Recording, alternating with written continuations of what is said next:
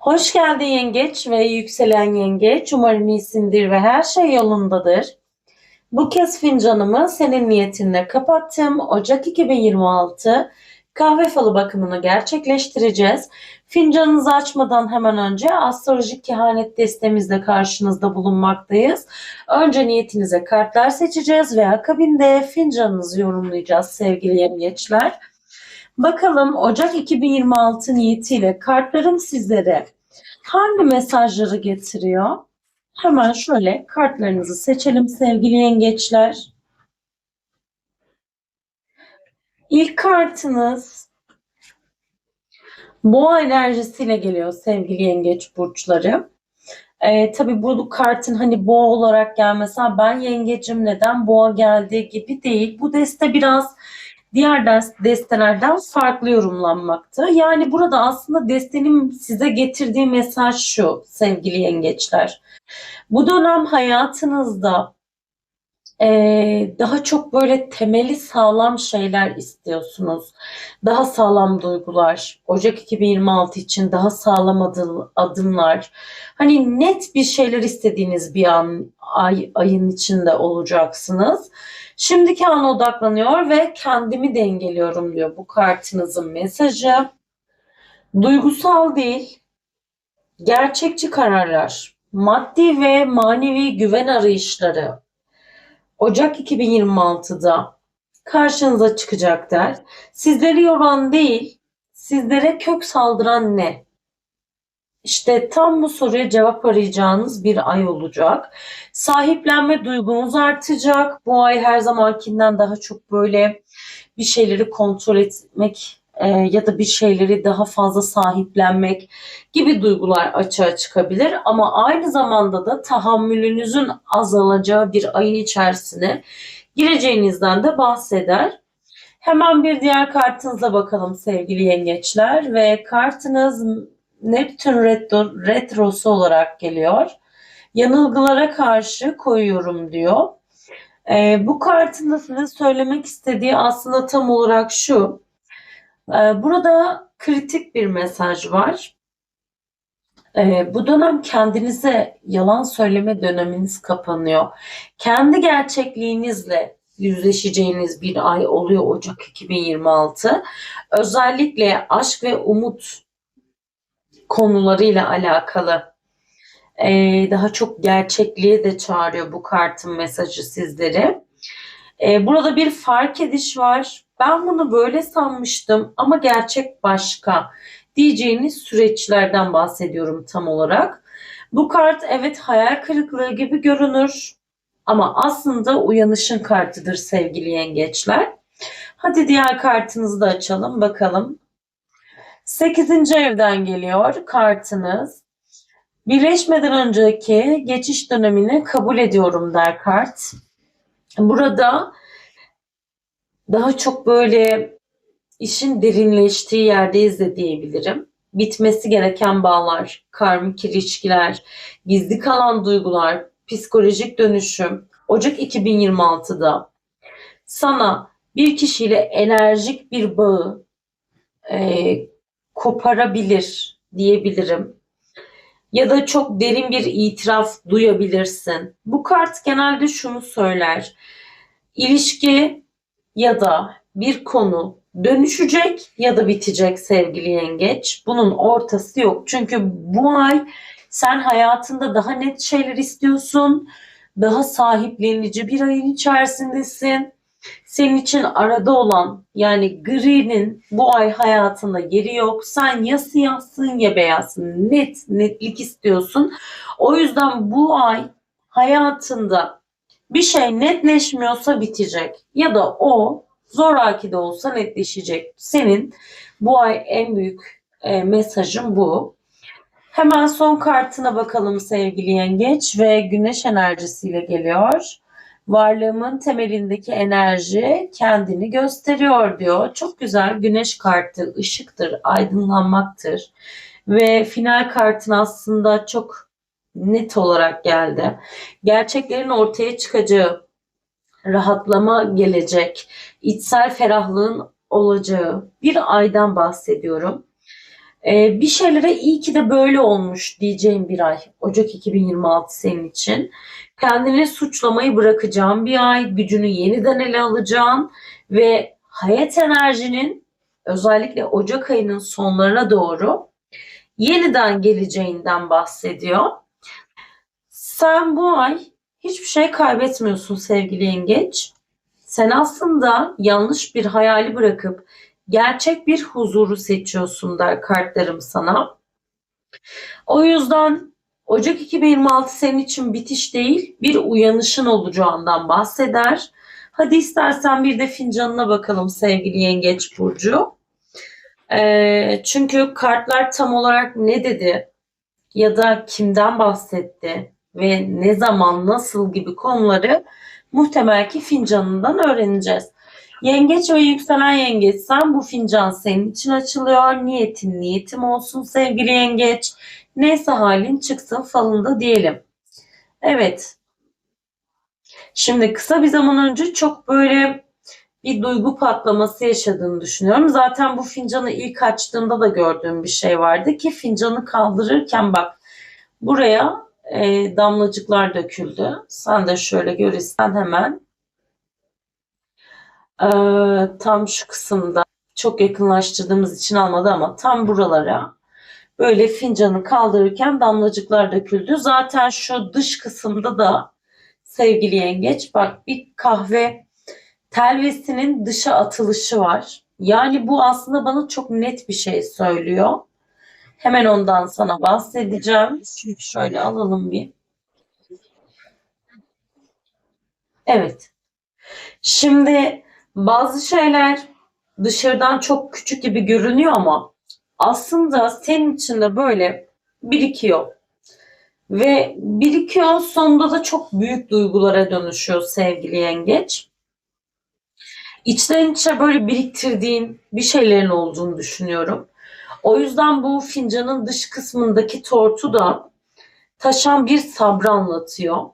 İçine atılmış, söylenmemiş sözler, kimseye anlatılmamış ama kalpte ağırlık yapan meseleler olduğunu düşünüyorum. Hatta yakın bir dönem için bunlarla alakalı ya gözyaşı akıttın ya da akıtmak üzeresin gibi bir durumdan bahsediyor. Şimdi hemen senin de şöyle bir fincanını incelemeni istiyorum. Bakın bakalım sizler neler görüyorsunuz. Ve tabii ki ben de gördüklerimle sizler için yorumlayacağım sevgili yengeçler. Evet fincanınız tam olarak bu şekilde görünüyor. Şimdi burada bakın böyle tam fincanınızın orta kısmından böyle yukarı doğru uzanan çok garip bir şekilde e, bir figür var. Bu figür evet bir yılan. Bence bunu sizler de fark etmişsinizdir. Hani şöyle dipten gelen yukarıya doğru uzanan şurası baş kısmı böyle kıvrımlı bir yılan görünüyor. Lakin bu yılan sıradan değil. Yani kuyruk kısmı çatallı. Hani yılanın dili gibi daha çok. Hani sanki dil kısmı bu tarafta olmalıydı gibi hissettiriyor ama bu yılanın hani çatallı bir kuyruğu var. Bu da iki farklı söz, iki ayrı niyet, iki ayrı yüzden de bahsedebilirim sizlere.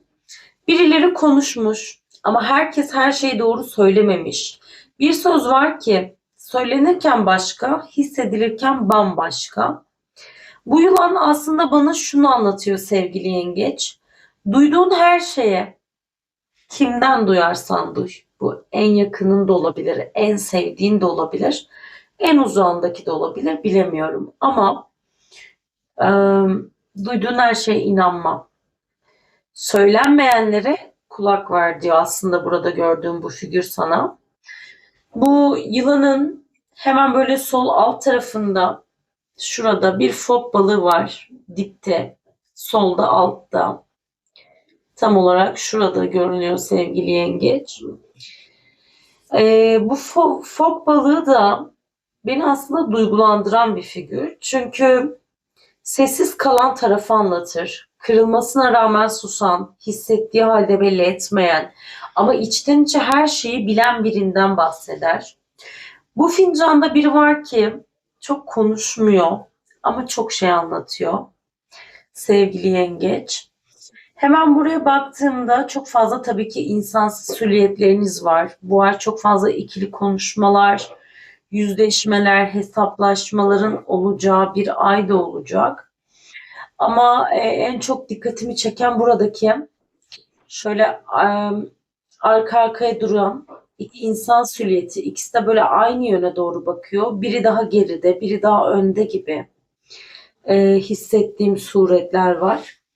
Sanki işte burada biri diğerinin arkasında ama böyle karşı karşıya daha çok. Evet, karşı karşıya durmuş gibi görünüyor. Sanki böyle konuşmak istiyorlar ama kelimeler boğazda kalmış gibi. Aralarında söylenmemiş bir cümle var. Belki bir özür, belki bir itiraf, belki de bir veda, bilemiyorum. Fakat bu iki kişi arasında da üç tane yol var sevgili yengeç. Tam bu kısımda bak. Bir, iki ve üç. Ama bu yolun üstü sisli. Görebiliyor musun? Tam net, açık bir yol değil. Yani herkes ne yapacağını biliyor ama aslında kimsenin net olmadığı bir durum var burada. Şu anda kalbinde ya da aklında biri varsa aslında bu görüntü sana hemen karar verme der. Yani bir insanla alakalı, bir olay, kişiyle alakalı bir karar almak üzereysen özellikle biraz bekle. Sis önce bir dağılsın ve ondan sonra karar ver der bu gördüğüm görüntü bana. Şimdi burada sanki böyle eğilmiş bir yerleri böyle süpürüyor gibi görünüyorsun. Sen bu dönem gerçekten hayatında birilerini ya da bir şeyleri temizlemeyi düşünüyorsun. Yani başta sana böyle çok iyi gelen birisi vardı. Hani onu mükemmel sanmıştım. Bu bir insan olabilir, hem cinsin olabilir, karşıt cinsin olabilir bilmiyorum ama körü körüne güvendiğim birisi vardı. Seni çok şeyle sanki böyle şaşırtmayı başarıyordu. Kusursuz gibiydi. Ama yavaş yavaş onda bir şeylerin ters gittiğini hissettiğim bir ay olacak Ocak 2026 ve fark ediş akabinde evet burada bir şeyleri süpürüyorsun. Yani bayağı çevrende bir sağlam temizliğe doğru gidiyorsun. Eleyeceğin insanlar çok fazla bu ay senin. Hayır olsun, hayırlı ve vesile olsun diyelim. Burada iki çift gözünüz var sevgili yengeçler. Bu da birilerinin sizi merakla izlediğini anlatır aslında. Ee, Biri merakla fakat biri de sanki daha çok böyle sizi kıskanarak izliyormuş gibi hissettirdi. Her hareketin fark ediliyor ama herkes niyetini göstermiyor. Dikkatli olman konusunda fincan seni uyarıyor ama sen zaten hani hissetmeyi bilen bir kişisin. O yüzden hislerin de seni kişilerle alakalı aslında başından beri yanıltmıyor. Fakat sen kendini bir şeylere sanki zorla ikna etmeye çalışıyormuşsun gibi hissettim. O yüzden insanlarla alakalı ilk hissettiğin her zaman doğru sevgili yengeç.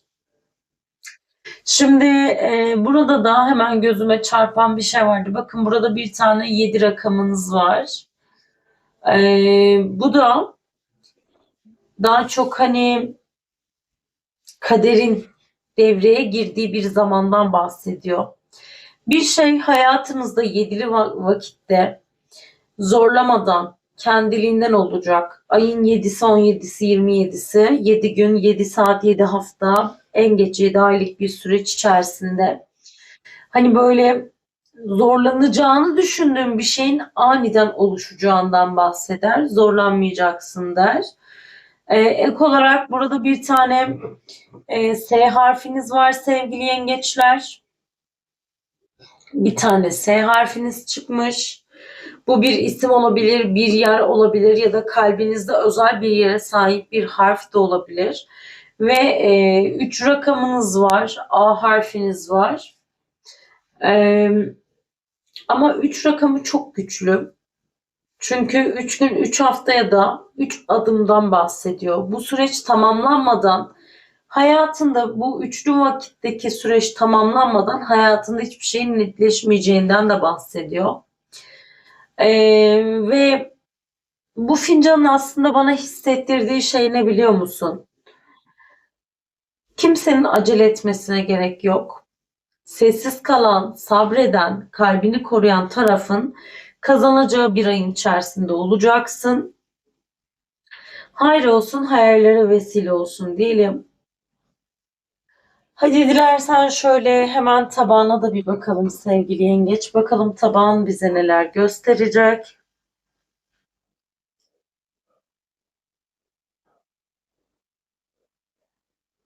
Şimdi tabağınızda da 3 rakamı çıktı. Bakın tam burada. Üçlü vakitler bu ay sizin için çok önemli. Yani belki bu ayki şanslı rakamlarınızda hem de birçok üçünüz var. Bir tane burada var, bir tane burada var. Çok fazla üç var sevgili yengeçler. Bakın burada hane içinde bir göz çıktı. Maddi olarak evet böyle ya kendi işinizi yapmak gibi bir dönüşüm olacak hayatınızda. Sanki böyle işinizin de size çok böyle hizmet etmediği ya da hani gelir gider dengenize yeterli gelmediği bir iş olduğunu düşünüyorsunuz. Belki ortaklı bir iş durumu olabilir. Hani haneye bereketi getiren kimse, parayı haneye getiren kimse o kişinin ortaklı bir iş fikri olabilir. Maddi olarak hani çok büyük şeyler vaat edemeyeceğim size. Bu ay genelde hani gelir gider aynı olacak, dengede olacak. Çok hani geçen aya nazaran değişen bir şey olmayacak. Fakat iş konusuyla alakalı değişiklik yapmak isteyen biri varsa ya da bu sizseniz bunu ertelemeyin. Ve evet bunun olması gerektiğinden bahsediyor. Hayır olsun, hayırlara vesile olsun diyelim. Bir de haneden birilerinden belki de sizden af dilemek için kapınızı çalacak birinin varlığından bahsediyor bu fincan. Evet sevgili yengeçler, herkes bu fincanda kendinden bir parça bulabilir. Hangisi sana ait onu kalbin bilir. Sürçülisan ettiysek affola. Bir sonraki videoda görüşmek dileğiyle. Hoşça kal, sevgiyle kal.